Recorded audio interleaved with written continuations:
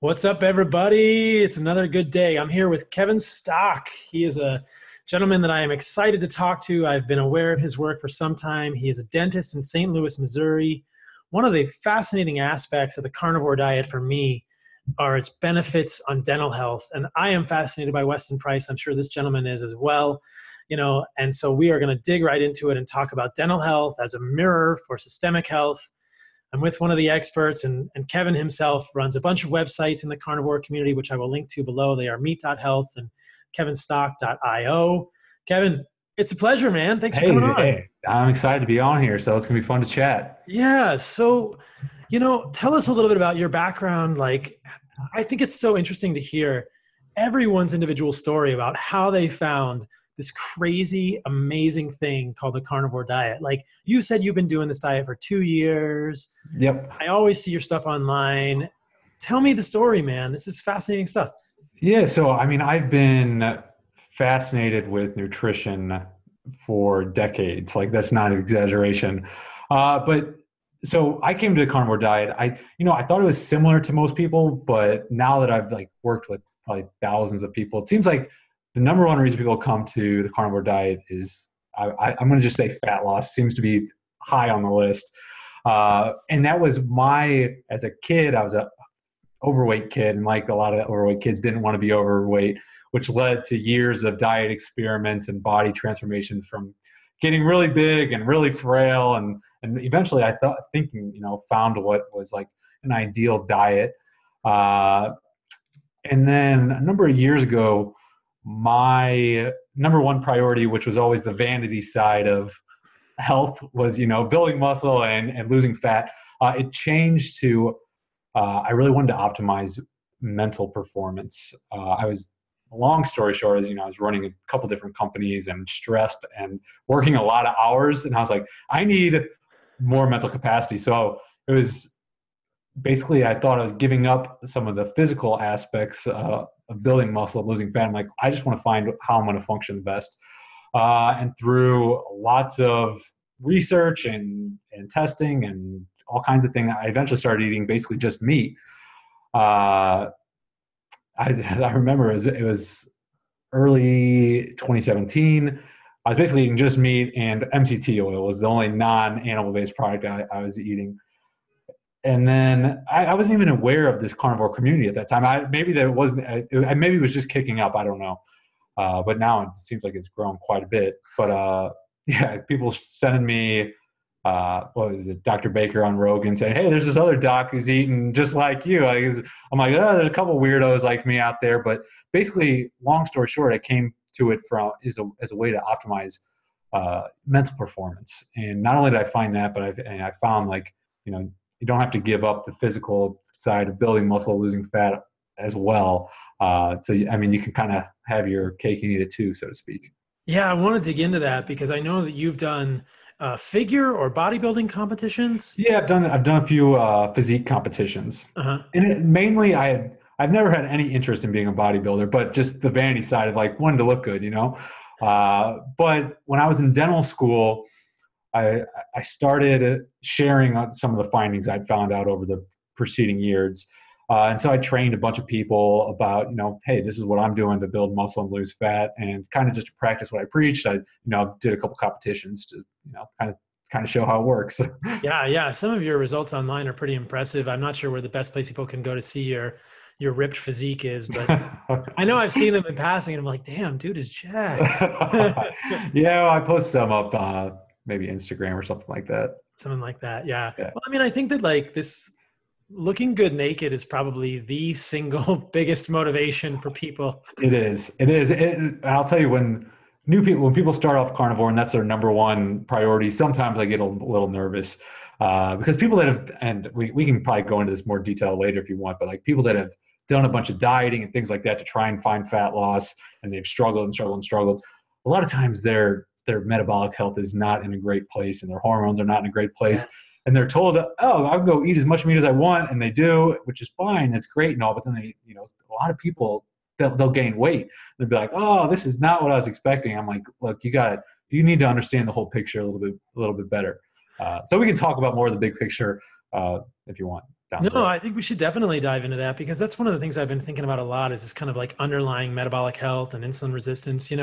Yeah. Um, I've been listening to Ray Cronice recently because I'm going on a podcast soon with Rich Roll, and we're Yeah. going to kind of do like two Awesome. sides of the same coin, talk about vegan diets and carnivore diets. And so I'm trying to understand what Ray Cronice is saying. And one of the things that he says is that people can't have a broken metabolism. And I think that's wrong. People can definitely have a broken metabolism. See, I think what people get tripped up on is the word broken, because when I think someone is in a quote unquote broken metabolic state, uh, it's not that the metabolism is broken, it's functioning like it should, but because of what they're doing in life, it is in such a position that, that's what the metabolism should do. If you're not eating, let's say you're just on a starvation diet, the metabolism is supposed to drop. Okay. That's how it's supposed to work. So it's not broken, it's functioning like it should, but the inputs are making it seem like it's quote unquote broken. Exactly. And I think this is where people misunderstand the concept. One of the things that Ray Cronice says is that when he eats sashimi salmon, or if he eats salmon 5 times, he'll have diabetes. And I kind of like fall out of my chair and I go, that doesn't make any sense evolutionarily. And No, it doesn't make any sense. he's not here to answer the claims, but in my mind, I'm thinking, yeah, I mean, maybe if you're eating it with carbohydrates and maybe if you're really insulin resistant at baseline, but I've never seen human physiology behave like that in my mind. No. This is probably the kind of stuff I'll be talking with Rich about. There's no evidence that doesn't make any sense to me. cause insulin resistance. But if you have underlying insulin resistance, that I would say is like broken metabolic physiology, and that's going to make you behave a little funny. Sure.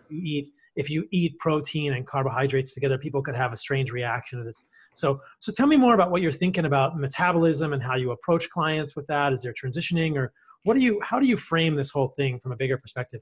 Yeah, and since summer's on like coming up here, I've been talking a lot about fat loss recently, and like I think what most people need to realize is that there's a few things when it comes to fat loss. One is like, what's your real goal? Okay, a lot of people aren't really clear what they want. Like, do you want to get like competition lean? Okay, you need to know that going into it. Are you just looking to lose a few pounds? What time frame are you looking at? Like, do you just want to like do something for a month, look good for a month, and who cares about the long-term consequences? Are you looking for like long-term fat loss? Like, people need to get very clear on that first, and then that'll dictate, what approach I would recommend.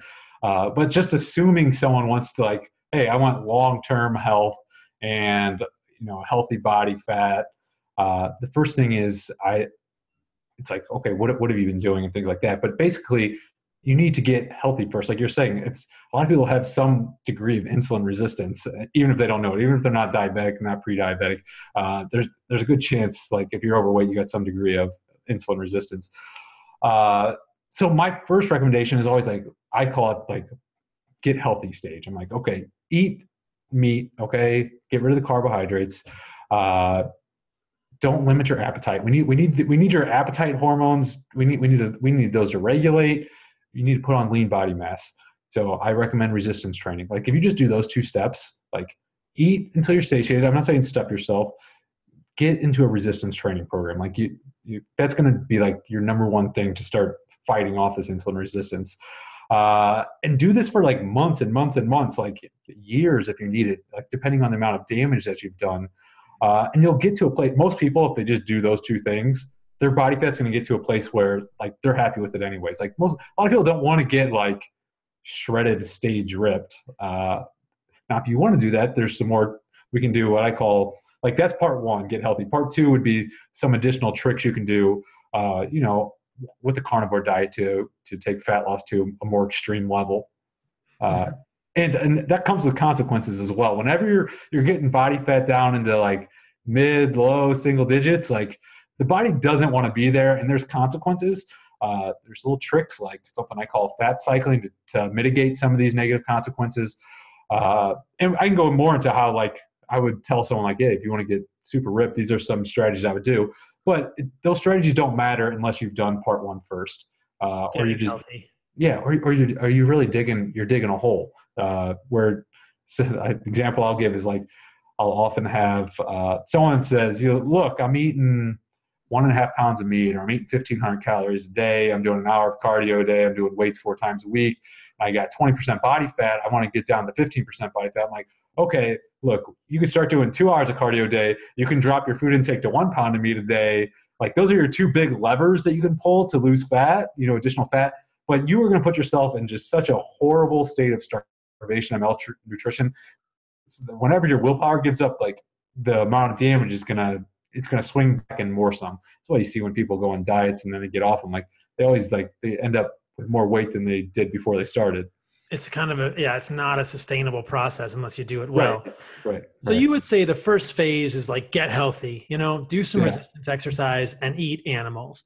And you're saying eat meat, but I'm curious, where do you fall in, like, or tell us a little bit about your diet. I'm a big proponent of, like, nose to tail eating, but I know that some people really thrive on just eating steaks. So what kind of stuff helps you function the best in terms of a carnivore diet or your diet in general? That's a good question. So I don't fall on any side of the spectrum, so to speak, because I'm a very research science oriented person. And if I can't, I'm all for hypothesis, but unless those hypotheses are, like, tested, I have a hard time just being like, oh, I'm all for that side. Like, I look at both sides of hypotheses. Like you said, there's some people that just eat muscle meat for 20 years and they are thriving.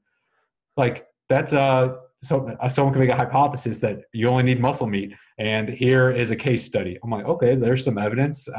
And then there's some people like yourself that say, hey, I think nose to tail is the best way to go. A hypothesis for why that might be so, because I know you recommend eating collagen to balance glycine and methionine, thiamine, and I'm like, it makes sense. However, if you don't do that, is there negative ramifications? What are those ramifications? Are we seeing those ramifications? And I like to be very convinced of something before I take a stance. As for my own diet, I eat, I'll say probably 90%, 80% beef, muscle meat. I'll eat liver every couple weeks. I'll eat salmon every couple weeks. Eat eggs a couple times a week. That is the vast majority of my diet. And I eat various cuts. Like right now I'm doing a little bit of this fat loss example with some people just to kind of show, like, how to manipulate the diet if you want to get real lean. So I'm eating a little bit leaner cuts right now. But that's the basics of it. The basics of what I'm eating. Okay. Any supplements that you take? No, so I've experimented taking some supplements and taking them out. I did 6 months at Meat.Health, I divided the Carnivore Diet into 3 levels, just a framework for helping people get started. And level 3 is basically just beef and water. And I did that level for 6 months, and I tested various things off that baseline. So I was creatine, for example. It's a supplement I'd taken for countless years. I've done the research. It's very safe. It's one of the very few effective muscle building supplements. But with a diet so heavy in red meat, I'm like, is it actually going to do me any good? Awesome question. So I tried it in. I didn't gain any weight. I didn't really notice any differences in the gym or strength. I don't think taking a couple grams a day is going to hurt anything, but I also don't think it's going to help anything. That's kind of my view of a lot of supplements. My view on supplements is, like, they should supplement your diet. And if you're eating a proper diet, it's basically full of the nutrition, like, you shouldn't really need a lot of supplements. If you're eating a diet that has holes in it, perhaps supplements can help fill those holes. There's a lot of research that shows, like, trying to supplement to fill holes doesn't work. But it makes sense to try. So that's kind of my view on supplements. Yeah. With regard to creatine, I don't know the number off the top of my head. I think it's something like 5+ grams of 5 grams in a pound of meat. And so, if people are eating more than a pound or 2 of meat a day, your muscles are saturated with creatine. Exactly. You're basically just peeing the excess out. And, you can do a loading phase. And creatine is a fascinating molecule. It's the main place where all of your methylation goes in your body. We know that there's some incredible studies showing that vegetarians who supplemented with creatine gained IQ points and stuff. So brain health, huge. Yes, huge. So if you're not eating a ton of meat, creatine can certainly be valuable, but for those of us on a carnivore diet or anyone eating a reasonably large amount of meat, it's questionable whether creatine has any benefit. But creatine itself, I would agree with you, very important, safe, useful supplement. I tell my parents because they don't eat just meat. And I'm like, look, if I were you, I'd supplement with creatine. I think a lot of people should be. They're not weightlifters, not bodybuilders. It's basically a health supplement, but it has benefits in the gym as well. Absolutely. I think if people are listening to this and they're eating a keto diet or a paleo diet and you're eating a pound or less of meat a day, I think you're going to see benefits with creatine. Yeah. So this is a question that you can really help weigh in on too.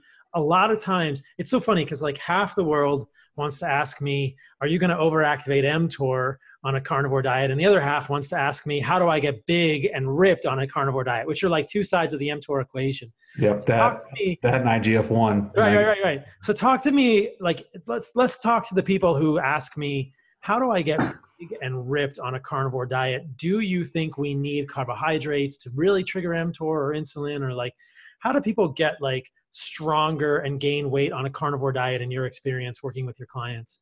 That's a great question. All right. So I want to tackle that, but I do want to talk about one thing first that I tell people. Because a lot of people are concerned about mTOR and IGF-1 for longevity reasons. One of the most significant predictors of longevity is strength.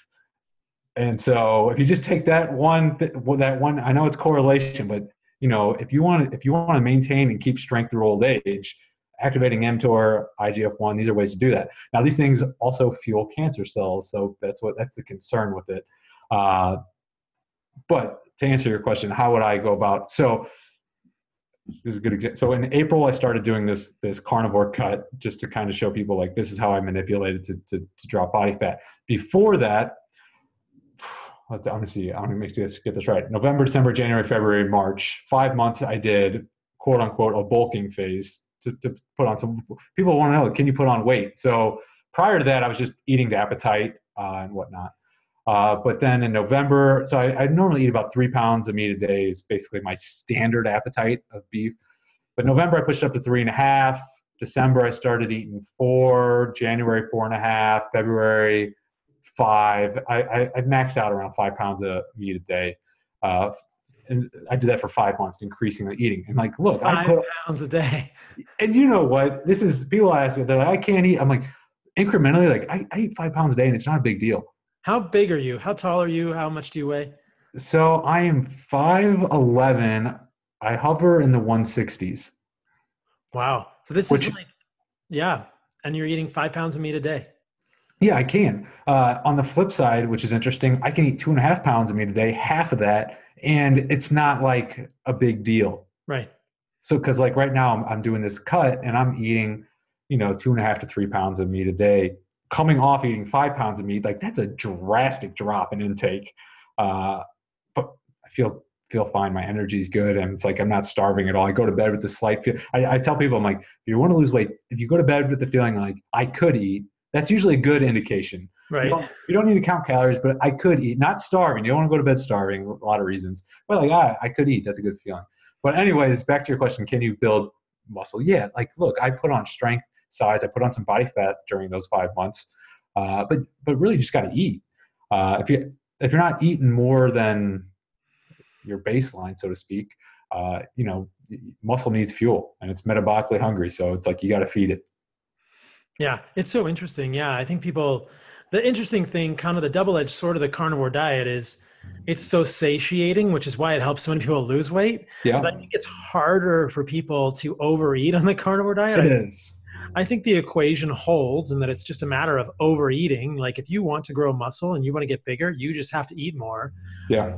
And it's easy to eat carbs. Exactly. And so that's the thing. It's easy to eat carbs.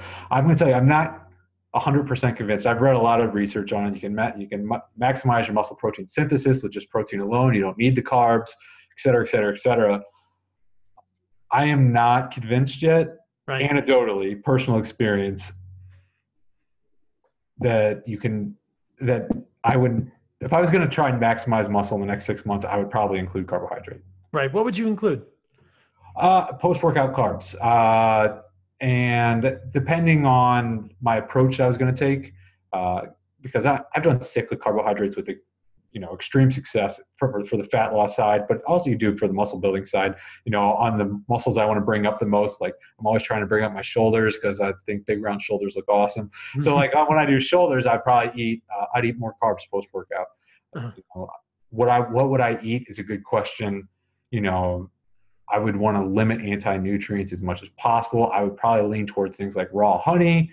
I would lean towards if I peeled a sweet potato and put it in a pressure cooker to really kind of nuke out all the bad while keeping some of the carbs that are not as dangerous. Those, white rice, maybe. There's no real nutrition benefit to that, but if I was just trying to add some carbs, that might be something that's pretty benign.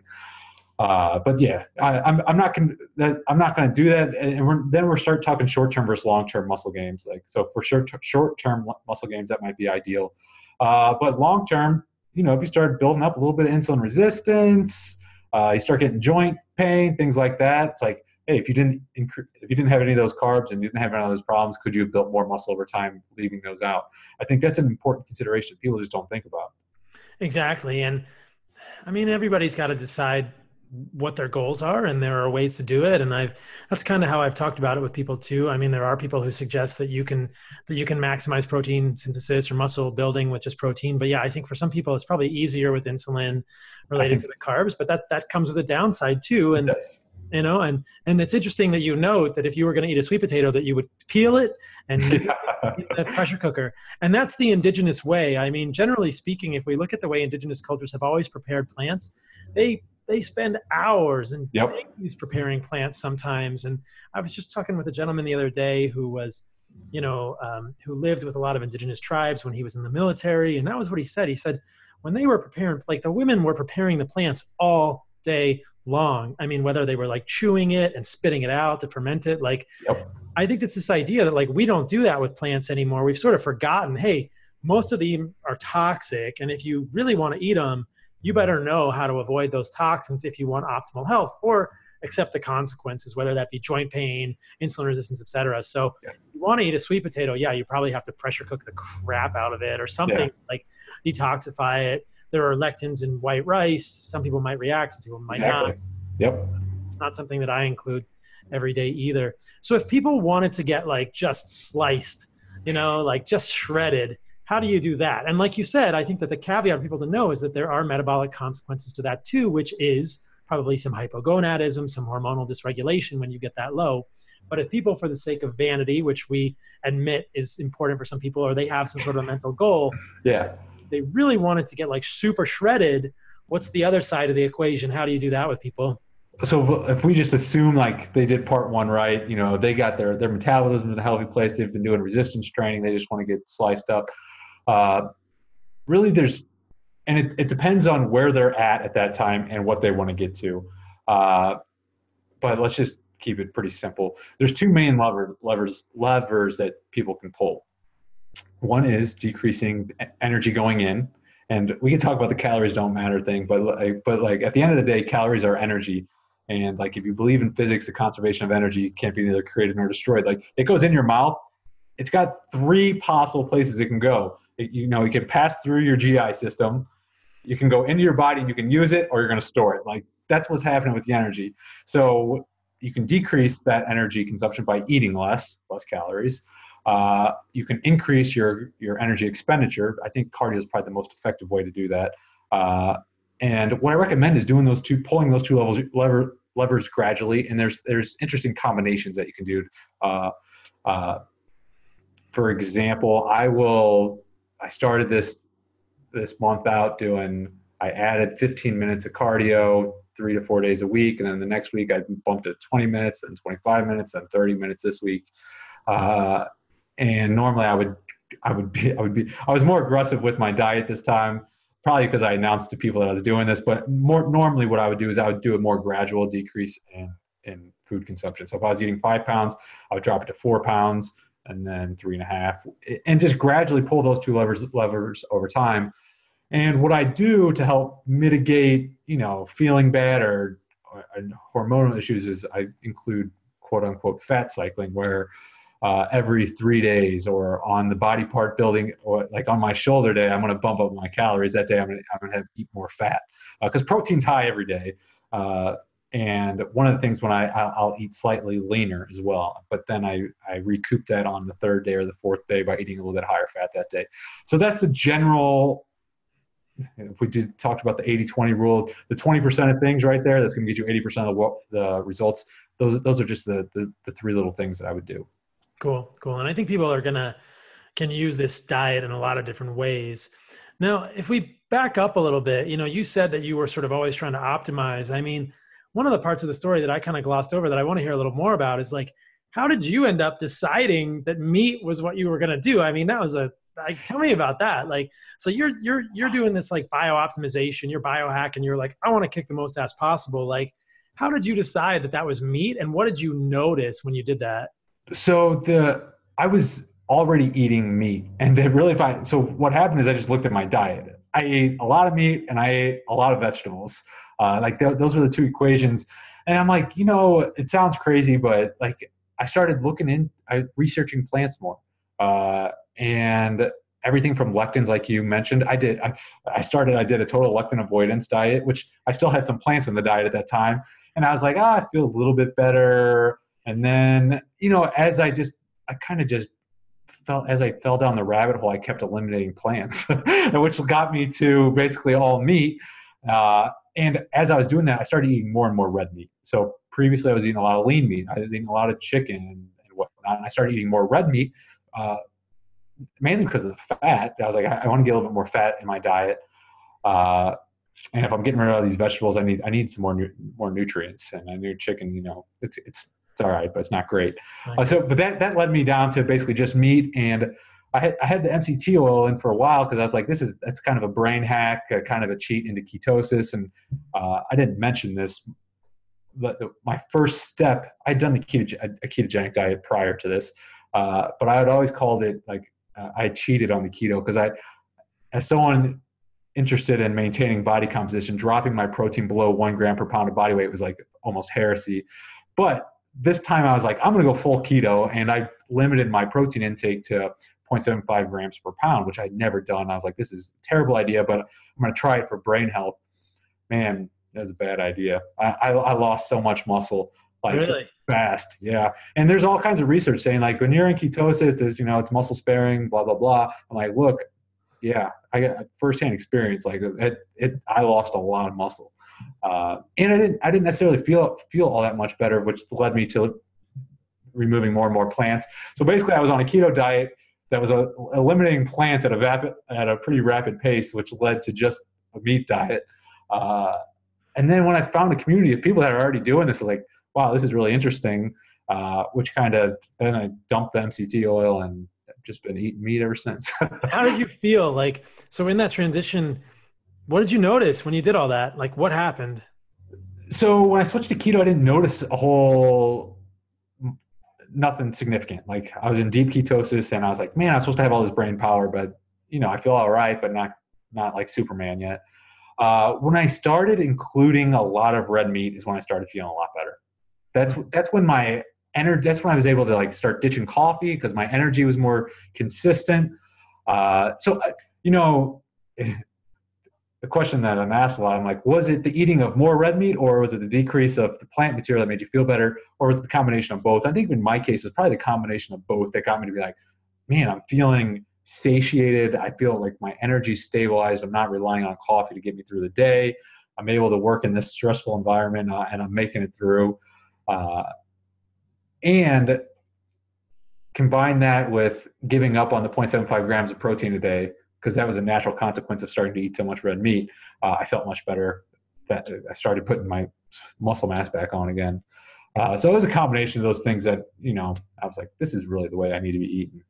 Yeah. It's interesting. I kind of had the same journey myself. It was like, I was paleo, and then I was autoimmune paleo. And then as I learned more about plants, it was like, what the heck is left? I mean, avocado and lettuce, like avocado and arugula. And I'm sure I could find some toxins in those. And then it was like, well, I mean, it's kind of the same story. You know, I just did a podcast with Sally Norton talking about oxalates. Yeah, If you want to get rid of oxalates, which I think she makes a very compelling case for she a does. lot of people, She does. then you're not left with a lot of foods, honestly. Yep. I mean, there are some low oxalate foods, but then, you know, for instance, if you eliminate oxalates, you say, well, maybe some of the brassica vegetables like kale, like dino kale is like not a whole lot of oxalates, but curly green kale is more oxalates. So then you can eat dino kale. And it's like, well, then I think like, well, you probably don't want to eat dino kale either because that has glucosinolates, which I would argue are toxic. Yep.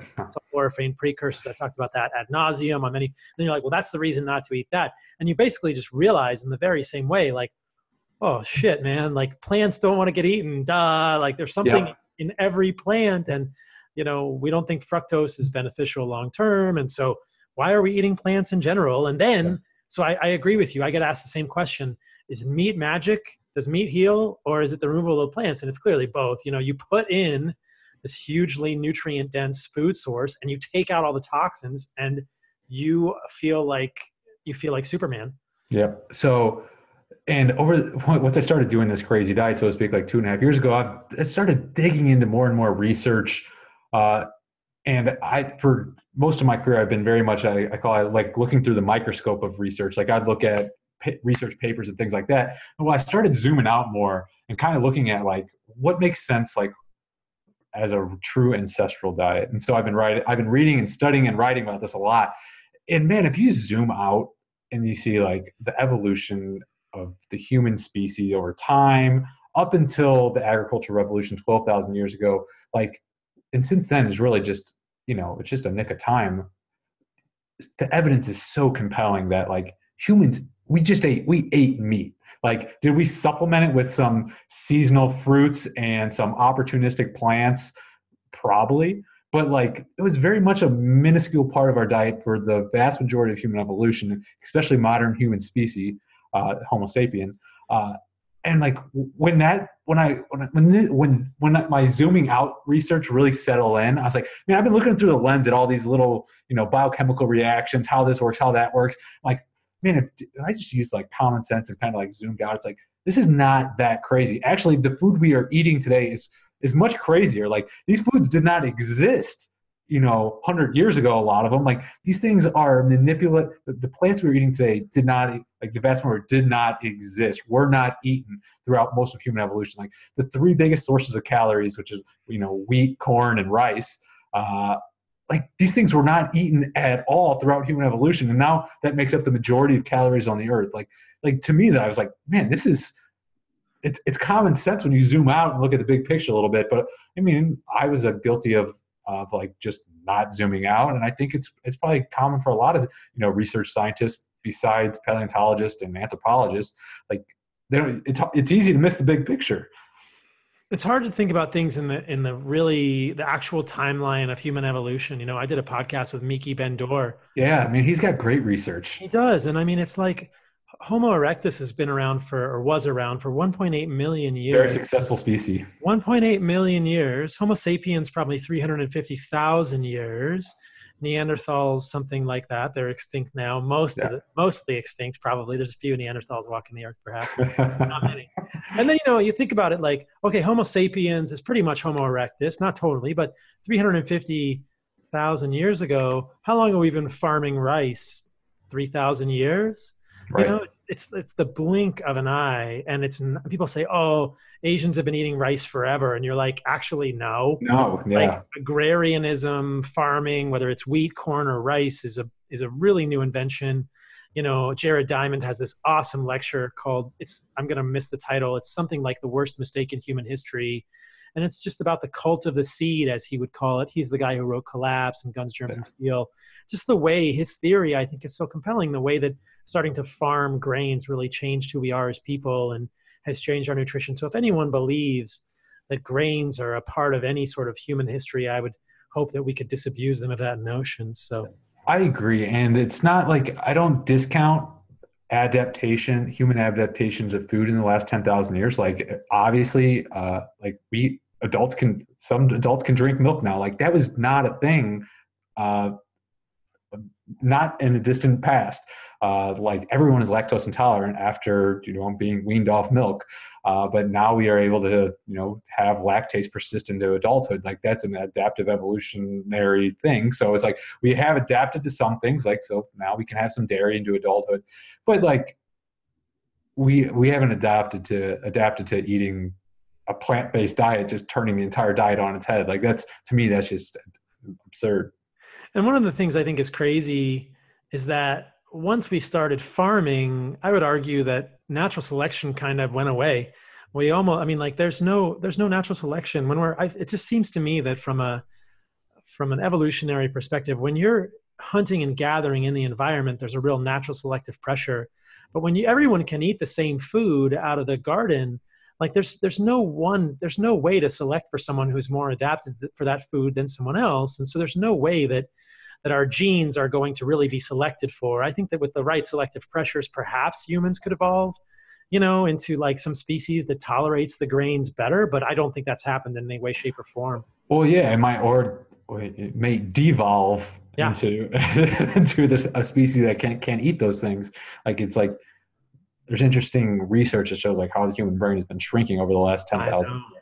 And it's like, well, are we evolving? Yeah, I guess we're evolving. Maybe I'd better call it devolving, but it's scary to think about. So we are both fans of Weston Price, and Weston Price is like the man, fellow dentist right there. He was a dentist. So tell us the story of Weston Price from your perspective and what he found, because he's your, he's your lineage, and then tell me a little bit about what you see in terms of what you think in terms of oral health and what is ideal for oral health. Because I think, as we will see with the story of Weston Price, dental health, which is one of the reasons I was so excited to talk to you, dental health I see as a microcosm that is reflected of the whole body's health, and I think it might have been someone else that said, like you can tell how healthy someone is by looking in their mouth. And I couldn't agree more than that.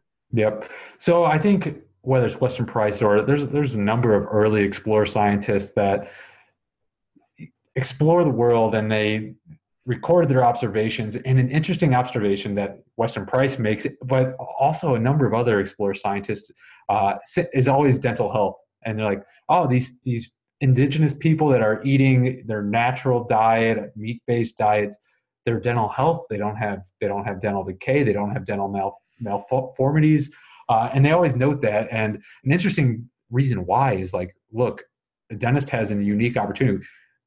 If you heard the saying, like your skin is outer reflection of your internal health, I think there's truth to that. But like a dentist, you can actually look. We actually get to look with the naked eye at the inside of the body there, so we can start to see things.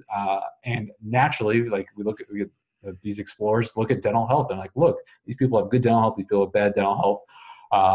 It's because they have that unique opportunity to peer inside of the mouth. But I think there's a lot of interesting analogies and correlations with oral health and systemic health. And like one that I was thinking about before jumping on this podcast, because I knew you want to talk about that, is plaques. And so if you're familiar with dental plaque, okay, so plaque that forms on your teeth, if you don't clean it off or whatnot, if you're eating the wrong foods, it turns into tartar. It's what dentists call calculus. And if you get a bunch of calculus buildup, you get this chronic inflammation in your gums, and causes periodontitis. And this research that is coming out, the one that we were talking about is was it Pritchard 2017 research has shown this link between periodontitis and neurodegenerative disease. We have these same kinds of bacteria.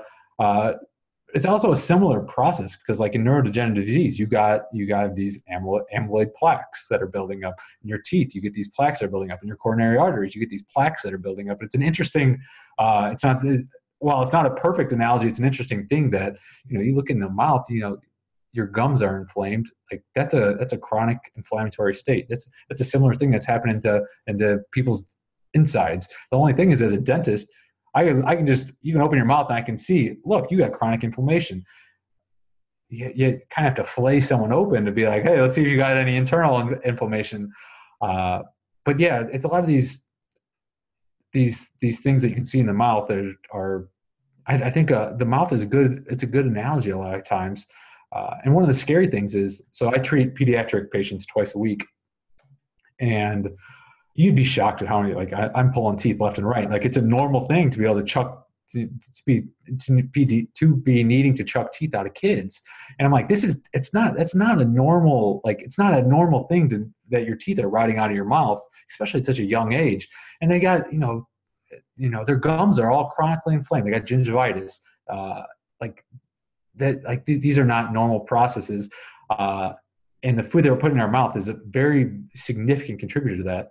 And luckily, as a dentist, we can see that. But like once that food goes in your mouth, to think that those same food is not doing damage on the inside is like that. I think that's foolish. Even though just because we can't see it, it doesn't mean there's not damage happening. Like gingivitis, if you have chronically inflamed gums, you know what that feels like? It doesn't feel like anything. Like it doesn't hurt. So you can be feeling just fine. Oh, I'm eating these, whatever it is, and you can feel just fine. Well, there's an insidious nature to damage. Like if you have a cavity, good chance you don't feel that pain until it's quite significant.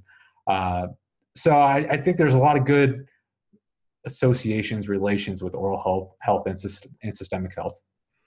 And so this paper that you were talking about, I pulled it up here. I can do a screen share for people that are watching on YouTube, and I'll just show people the paper. It's a pretty cool paper. So in this paper, what Kevin is talking about is that, the title of the paper is Periodontitis, Microbes and Their Role in Alzheimer's Disease. It is by Ann Pritchard from 2017. I'll link to it in the show notes, but it's the idea that there have been correlates between this, the amount of P. gingivalis and incidence of these neurodegenerative diseases, suggesting that perhaps, and I think it's not too far a cry from what we would imagine to be the case, that your oral health is going to influence your systemic health, and that these microbes in the mouth can potentially even affect immunologic things in the brain. I mean, it's not very far from the brain.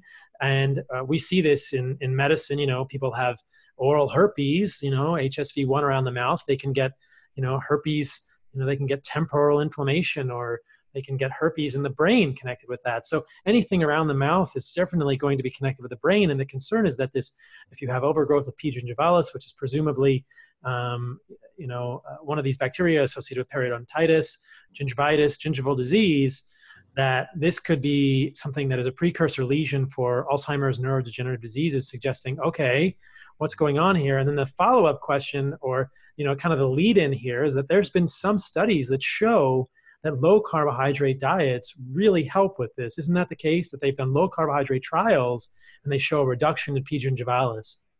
Yeah. And I'm not sure if this is widely known. I assumed it was, but maybe it's not. Like decay, like the bacteria in your mouth are not going to cause decay in the absence of carbohydrate. You're not going to get decay. Like they require carbohydrates to produce the acid that decays your enamel. And so when you get rid of that, like your oral health, like it's automatically improved. You're taking away one of the biggest issues right off the bat. But yeah, so this research is super interesting because one of the things that she talks about in the paper is these bacteria that they're finding in patients with Alzheimer's. What happens is these amyloid-beta proteins have a antimicrobial effect. So these amyloid proteins, which are hallmarks of neurodegenerative disease, are going to get rid of this bacteria, basically. But in doing so, those proteins are neurotoxic. Like they are like poison to your neurons. Which something else that just because I've studied it and have significant background in sleep, which is another interesting analogy between the mouth and the rest of the body. So in the mouth, you have saliva. It acts as basically like giving your teeth a bath. Okay, it keeps everything clean. In your body, it's analogous to the lymphatic system. Well, in the brain, you have something called the glymphatic system, and the glymphatic system is used to clean out these amyloid proteins. But interesting thing is, you're not sleeping. The glymphatic system is upregulated like 10 to 20% during non-REM sleep. But old people especially that aren't sleeping, you get these amyloid proteins that are up there. And if you're not getting good sleep, they're not getting cleaned out. You have a vicious cycle between diet, sleep, and a buildup of plaques in your brain that is you're just doomed. And I think that this is probably something that is just coming to public attention now, but these amyloid beta plaques, if people have heard Alzheimer's, they've probably heard of amyloid plaque. And Yeah. I think for the longest time, people thought that amyloid was the problem. And it may be participating, but it may be similar to part of the cholesterol story in the sense that like amyloid probably serves a very important role in the human body. Like you're Yep. suggesting, people believe now that it's antimicrobial. And all the studies that have been done with amyloid beta antibodies or trying to get rid of amyloid beta have failed miserably. Like clearly getting rid of amyloid is not the answer for Alzheimer's. And this study would suggest, like you're saying, that perhaps there's an immunologic component to amyloid. Maybe it has an antibacterial role, and there's some precursor insult, whether it's bacteria, whether it's an autoimmune process in the brain. Something is going on in the brain, whether this porphyria gingivalis, or I think I said the first part of the name wrong, but P. gingivalis, is going to the brain, and then the amyloid is responding. There's something going on. And I love that you highlighted this. I mean, I think that generally I'm not even aware of this. So I think that a lot of people will benefit from hearing this again. So my impression is that cavities form in the mouth when we eat sugar, that we have to eat carbohydrate, that affects the bacteria, that the bacteria create acid, which changes the pH of the saliva, making things more acidic, and that is sort of the precursor to carry cavity formation in the mouth. Am I thinking about that properly? Yeah, you're right on it. And the next question I get from people is, well, can I reverse my cavities on a carnivore diet? And now we can talk about that. Like a good way to think about a tooth is if you think about an apple, like the peel, that's the enamel. Let's just say that it's thicker than the peel of an apple, but if the cavity's still in the enamel, there's a chance that you can remineralize it, take good, get rid of the sugar. There's a chance. Once it eats past that enamel, it's into the dentin, the pulp of the tooth, I'd get it filled. But if you want to be risky and try some, test it out, then you can. But I get that question a lot. So people might be wondering. I think people can, and I'm not a dentist, so I don't look at teeth. I don't know how many of these were in the enamel versus the dentin. But when I was a vegan, 14 years ago, I was convinced that I was doing the right thing, and I went to see a dentist, and they said you have 7 cavities, and I lost my shit. I was like, "What do you mean I have 7 cavities? I'm doing the healthiest diet on the planet. I'm sure I'm fine." And I didn't get any of them filled, and none of them progressed. But I shortly thereafter stopped being a vegan and went to like paleo, strictly paleo, for probably 10 years, and then I've been carnivore. So I haven't had problems with it since. So I think that whatever they were, I think that there was some reprogression in my case. But remineralization. Yeah. And it definitely, that can happen as long as it's not progressed. The literature says as long as it's not progressed through the enamel, you can reverse it. But now, one of the things that I've seen in the carnivore community that would be interesting to ask you about is that, and I've noticed this myself, I think Weston A. Price noticed this, that some people eating carnivore diets do get calculus, but it doesn't seem to be the same as like plaque-based calculus. Can you talk to me about that? I mean, like, people say like, oh, I had like this thing that's like chipped off my tooth, but they're not having cavities. Yeah. So in the limited, sample size that we kind of have, I notice it common in people when they're starting, because what happens is their body, if you're going from a carb-based diet to just an all-meat diet, you're going to have a massive fluid rebalancing in your body going on. And a lot of times it's going to result in dry mouth. And the dry mouth is what's going to cause the buildup of the calculus. What I've seen in a lot of people is once they've gotten adapted, they got the calculus off, they went to the dental hygienist, and they got it all cleaned up, and their regular saliva is back in normal order. It's not been an issue, but maybe people persist with it. I don't have that much data around this, whereas people that have been on a pure carnivore diet long term and they get their teeth cleaned and calculus rebuilds up over time, if it's not associated with chronic inflammation, it's not causing periodontitis, probably not a problem. But I don't know if we're seeing that. Yeah. Maybe you could tell me something I don't know. Like there's people that just have huge calculus problems and they've been carnivore for a long time and they just don't know how to get rid of it. But dry mouth is what I found to be the number one suspect. And that's common early on when you're getting transitioned. Yeah, it is interesting. I think that most people who have thought about carnivore, well, people who have tried carnivore will say that there is this transitional phase. You can have GI symptoms, there can be Oh yeah. electrolyte shifts, it can be, and it doesn't, it doesn't mean that you're doing the thing wrong. It just means your body is rebalancing. And so it's interesting for people to know that. It's important. And, I think that for a lot of people, there's probably going to be a shift in the fluid in the mouth and stuff, and it's possible. Yeah. And I'm not sure how long, I'm not sure that I've heard about it reoccurring. I've just heard of it occurring in people, and Yeah. I've noticed a little bit of calculus in my mouth, but not with any clear signs. I mean, I'm not a dentist, but I look at my gums and I'm like, yeah, they don't look inflamed. They're not bleeding. Right. I think a lot about oral hygiene myself. So I do like water pick, and I brush, and I floss every day, twice a day. And so I think about it a ton, but I don't want it to bleed, so I thought it's a really interesting thing. The other question that comes up around teeth that I think is super fascinating is this idea of evolutionary origins of teeth, and can teeth give us any sort of perspective on where we've come from and who we are? As we talked about, I talked to Miki Bendor, we've looked at nitrogen, or there's nitrogen levels of these early Neanderthals and Homo sapiens, which suggests that we were high-level trophic carnivores. One of the arguments against carnivory that I hear sometimes is, hey, we've got molars, but then Miki says that our jaw is kind of built to chew meat as well. So what's your take on this from a dental perspective? What do the human teeth look like to you? Do you think that it means we're omnivores, or we shouldn't just be eating meat?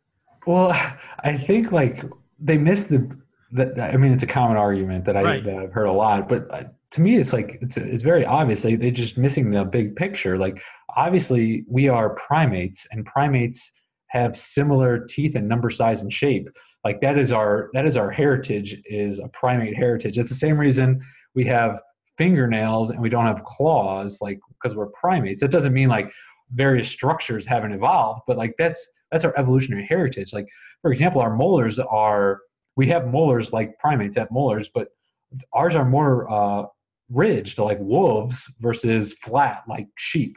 And like you mentioned, like our jaw is much more vertical than rotary, which is like a herbivore. So like to me, like that argument doesn't make any sense at all. Well, that's interesting because I didn't know about the flat versus ridged Yeah, molars. yeah. So maybe what I should do, or I should look at what the molar of I mean, I guess a sheep is a ruminant, but it would be interesting to see. I would love to see, like what a chimpanzee molar looks like versus a human molar. And yeah, I think that Yeah. it's clear, we are descendants of primates. And one of the things that I've suggested is that I think humans are probably facultative carnivores, which means that that animals provide the optimal food. But one of the cool things about being a human is that we're so well adapted. We're so versatile, is that we can eat plants during times of starvation. We don't have to eat animals all the time. Doesn't mean that they're the optimal food or that they're not full of anti-nutrients, but we're adapted to eat them when we need to survive. But I've suggested this, and I think you have as well, that plants are probably just survival food. Yeah. And I think if we really zoom out and look, like, our primate heritage from great apes is like, look, the human species, like the first step of human species was mainly a plant eater. Like, that is the most logical thing. But as the human species evolved, we became less and less equipped to eat plants. Like, you can just look at our gut, how the gut shrank, and our cecum basically became nothing. Like, we became less and less and less equipped to eat plants. We still have the ability to eat plants. Like, we know that, like, vegans don't just die. But like you said, like, we can get all our nutrition in probably the most optimal form. And the form that we have evolved over now millions of years to eat is meat. And it is nice that we still some of us still maintain some ability to eat plants. What Plant-based foods. do you know, have you seen, like, how does a human molar compare to like a canine molar? Theirs are probably even more ridged than us, but Wait, a canine? like a dog or a wolf molar. I'm talking about the A molar. dog's molar. Yeah. Oh man, I would have to. I don't know. Yeah. I don't know much about comparative anatomy uh, within all kinds of species. I just know a lot of grinding animals that grind, and graze all day long. Vertical versus rotary Yeah, jaws. rotary, and they have much more flat teeth just for that function. But a dog, I would assume it has more ridged. Ridging. And is it true that even animals that are widely accepted to be carnivorous, like wolves, dogs, have molars as well? I believe so. Do they call them molars, or do they have different names for them? I'm not entirely sure. Yeah. But yeah, I mean, Do you have any clients that are carnivore? I'm just curious what you've seen in your practice. Like, have you seen people's dental health improve? I mean, have you seen your health improve, dental health? I definitely think I know that I've seen my dental health improve. And, an anecdote, it's so funny because sometimes people will say like, oh, plant sugar is okay when it's in the whole food form. Well, I know that if I eat a date, my mouth hurts. Like, I have like something that isn't fully healed, but like dates make my mouth hurt, dates are yeah, so full of sugar. Same thing yeah. with honey. And so like, and I feel like I never get that with carnivore. It never like makes that like really deep seated tooth pain. So do you have clients that are carnivores that you see in your practice? Maybe not if you're working mostly with kids or. So that's a good question. So half of my 2 days a week, I'm treating pediatrics. And so I'm not doing a ton of nutritional counseling beyond, hey, don't eat so much sugar. If you are eating so much sugar, you got to be brushing your teeth after that. Right. The other half, I practice in a niche area of dentistry called dental sleep medicine, which basically I treat sleep disordered breathing, which is everything from upper airway resistance syndrome, which is snoring, through obstructive sleep apnea. And there really is a significant nutritional diet component to this, because we know people that are overweight have more collapsing of the airway and suffer more of these more from the sleep disorder. Do I tell them go carnivore? I advise nutritional strategies that are closer to something that's just not like, oh, this guy's insane. Something that I'm like, look, weight loss is going to help. We need to get resistance training. We need to drop carbohydrate intake. We need to eat more meat-based products. So that's where I start with most patients. Whether they adhere, I ask, but adherence is like, how adherence is with diet. If they're not super into it, then it's going to be tough. So basically I treat their sleep. One of the things that was striking for me when I first heard about the carnivore diet with Jordan Peterson on Joe Rogan was that he said his sleep apnea improved really quickly. Yeah. And I've always wondered, I mean, you can probably speak to this, in people who are not obese who have sleep apnea, I've always wondered whether it's just sort of redundant pharyngeal tissue or lymphadenopathy. And one of the hypotheses that I think of is maybe the people who are having sleep apnea have just lots of adenopathy in the neck and the pharyngeal tissue is kind of swollen, and that when they eliminate foods that are triggering them immunologically, they're able to breathe better. Does that sound reasonable to you? What do you think about that from like an obstructive sleep apnea perspective? Because you see people sometimes who are skinny who have bad apnea. Yeah. So there's definitely an anatomical component to apnea. So like you said, people can be lean and have apnea. It's much, much, much more common for people that are overweight to have apnea. For people that are lean to have apnea, it's generally a few things. Mallampati basically is how the airway is shaped. I don't know if we don't need to go into a whole bunch of detail about that. But people are more prone or less prone to collapsing of the airway.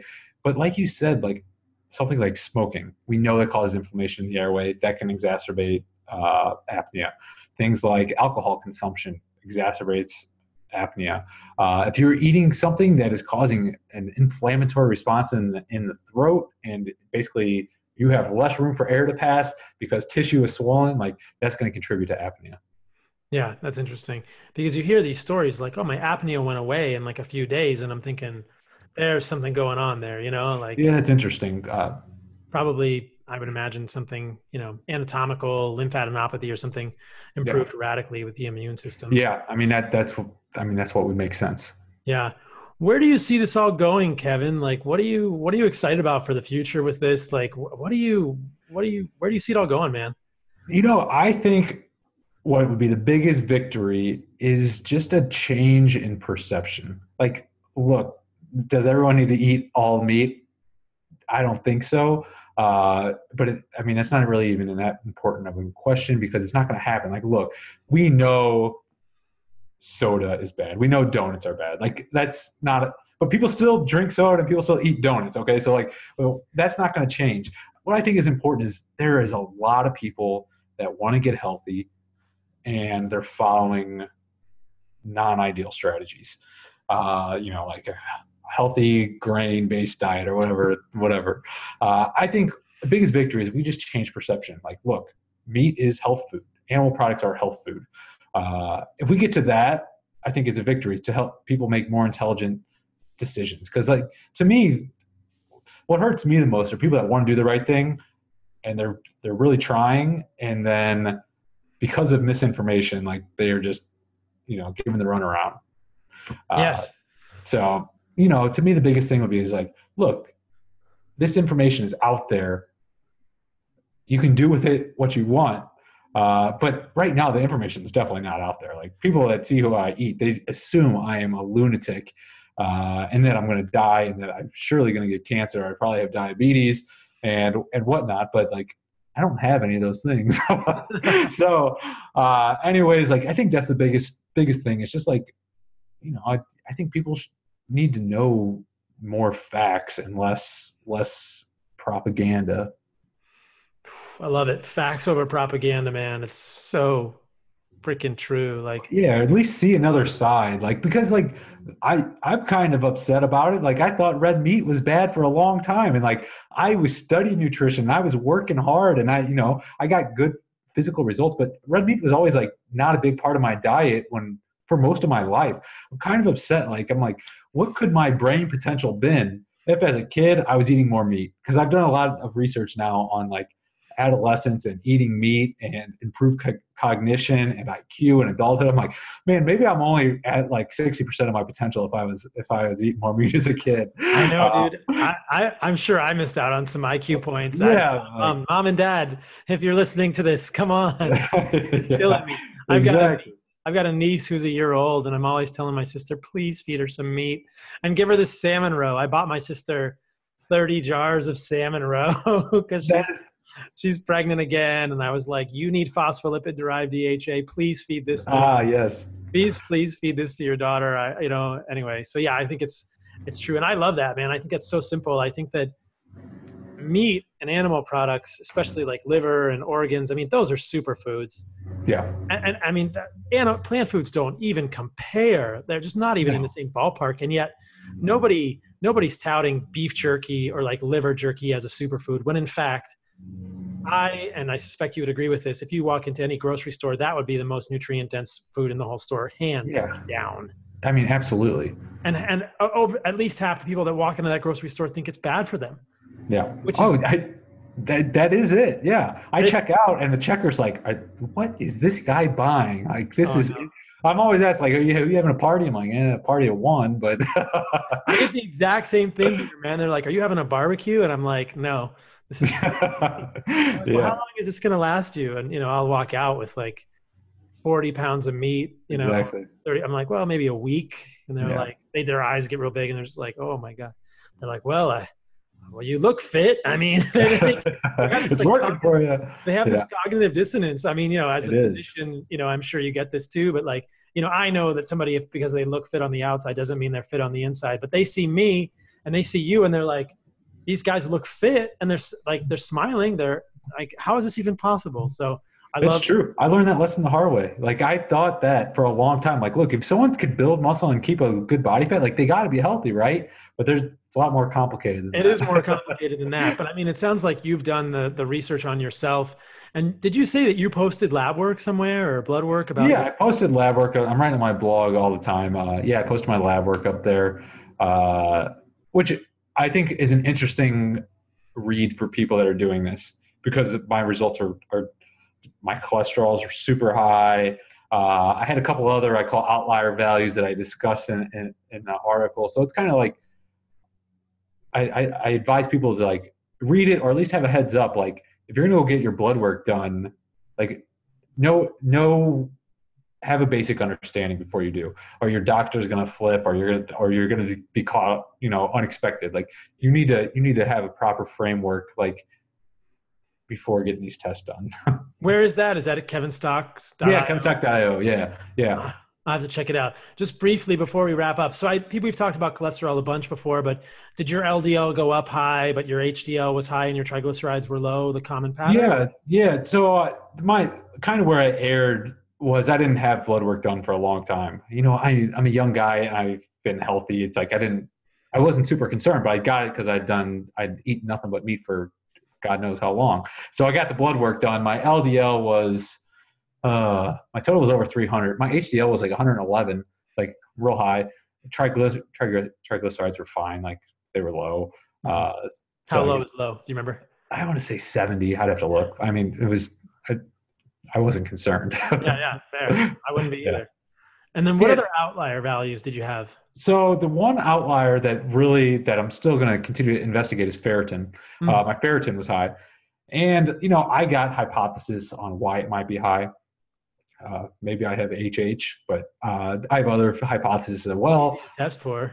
Yeah, easy to test for. My GGT was low, so it's like I'm not real concerned, but other people in the comments are concerned for me. Appreciate that, guys. Yeah. Did you do an iron SAT? Did you do a transferrin SAT? No, that's what I need to get. I just haven't.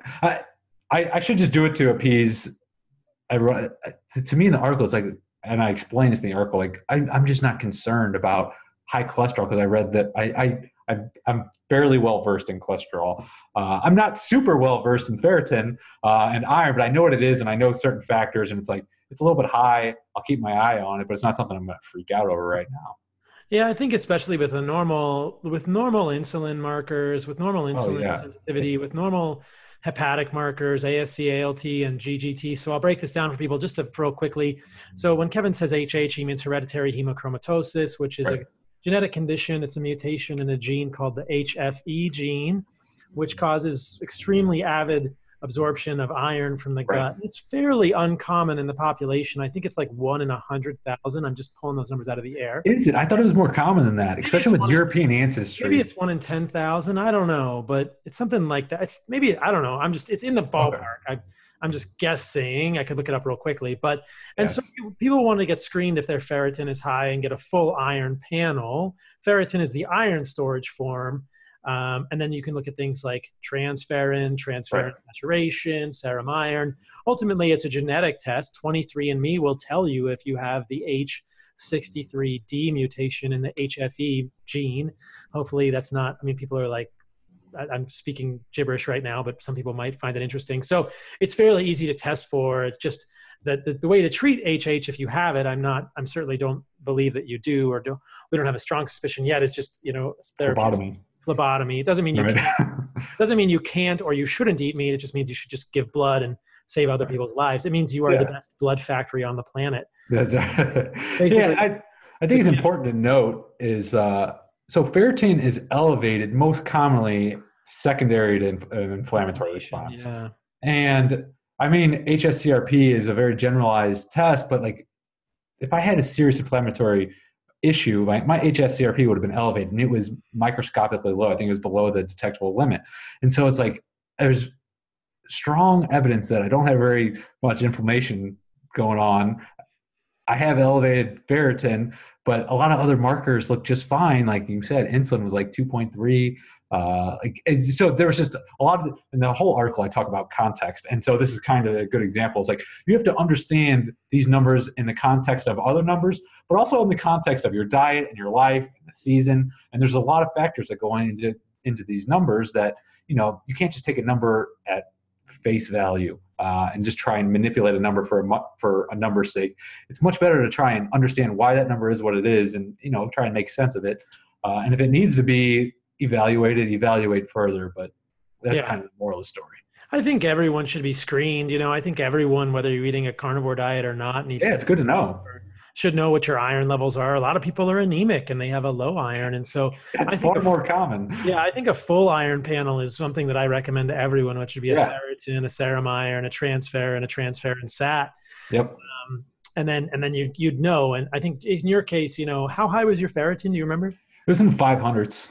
Yeah, you could check. You'd know basically by looking at a transferrin SAT, you'd know whether you should. And then if people have done 23andMe, which is interesting from the perspective of other genetics and stuff, that would tell you as well regarding any of the iron iron storage diseases. So yeah, it's pretty cool stuff. I've done a bunch of my labs and talked about them as well. And generally I've seen the same things, very low inflammatory markers. My HSCRP was also less than 0.3, no changes in kidney function, essentially, stable, normal testosterone, normal levels of sex hormone binding globulin. For me, normal levels of iron, no real abnormalities happen. So, and we wouldn't expect it, right? This is the evolution. This is the way we've eaten, right? This is okay. Yeah. But we're sort of like, just as physicians, we're trying to just prove to ourselves, hey, this is okay. You're not going to get it. It's interesting. It is interesting, and it provides conversations like this. So it does. It can get expensive. That's the only thing. But yeah, in the name of science, exactly. Well, thanks for talking, my friend. It's been great to connect. Yeah, it's been a pleasure. Where can people find you if they want to work with you? If they just want to get shredded, read your stuff, or get big, or anything else that you can provide for them? You know what? I would say don't follow me on social, or do if you want to. But I put all my best stuff in a weekly newsletter. I send it out every Saturday morning, and you can just sign up at the website kevinstock.io. But yeah, my best stuff's in the newsletter. That way, I just wish everyone had a newsletter so I could subscribe to people's newsletters and not have to do the social media thing. But I get it. Social media is good for getting the word out, and I'm on all the platforms. So. Okay, and what are you on Instagram or? Kevin Stock 12 everywhere. Everywhere? Okay. Yeah. I'll put it in the show notes and stuff for people. Yeah. All right, sir. Oh, man. Appreciate it. Enjoy the rest of your day. I'm sure we'll be talking more and sharing all sorts of good data about mouth stuff and being. Absolutely.